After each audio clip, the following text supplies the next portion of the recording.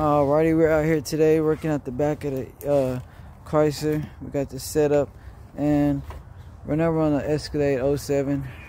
Gonna be changing out the power steering high pressure hose. Alright, so we're seeing some leaking coming from right in this area.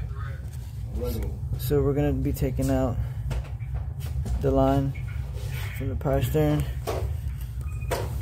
all the way down. Here's the other line right here, and this is what the replacement hose looks like.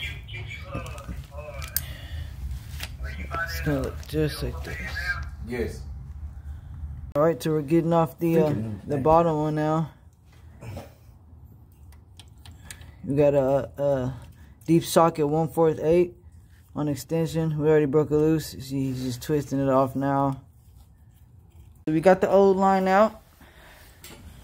Sitting here, we got a O-ring on this side that we'll replace, and we got a cup seal O-ring, if you want to call it that. So pretty much is this end will be stuck inside the rack and pinion.